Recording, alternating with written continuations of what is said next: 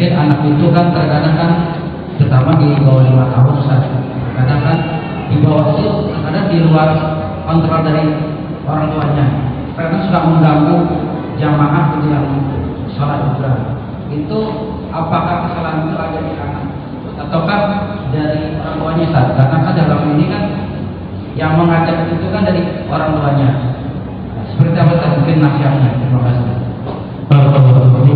Ya, terkait dengan para orang tua yang mengeluarkannya ke masjid, maka harus diperhatikan juga. Jangan sampai kita menginginkan kebaikan tapi mengabaikan hal yang lainnya. Jangan sampai ketika kita mengharap kebaikan buat anak kita dalam kondisi, ternyata anak kita malah mengganggu kehusuan dalam sholat.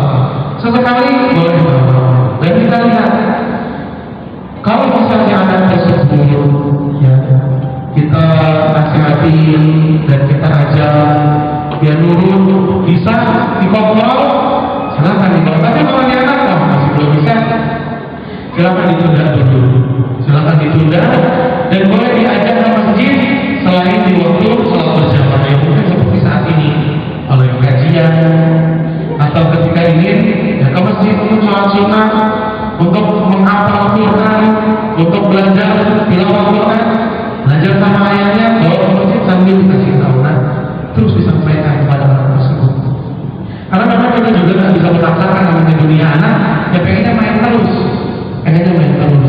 Namun tetap dijaga kondusif keadaan saat salat berjamaah. Kalau anak ini, kalau bapaknya tahu anak kalau diajak pasti rusuh, lari sono, lari sini, teriak-teriak, lebih baik ditunda dulu. Karena Nabi SAW juga memerintahkan kita untuk mendidik anak untuk sholat di usia berapa Pak? Di usia 7 tahun. Perintahkan anak untuk sholat di usia berapa? 7 tahun. Karena di usia 7 tahun ini anak sudah bisa diajak bicara, kasih tahu. Kalau masih 4 tahun ya aja dulu. Apabila dilihat anaknya nggak bisa diatur. 5 tahun juga, ya kan? Kalau lari sono dikasih tahu, dicoba berulang kali, nggak bisa. Sudah sholat 5 menit. Terus sampai dikasih tahu, nanti kalau udah 7 tahun, itu biasanya sudah bisa diajak bicara. Wallahu a'lam bishawab.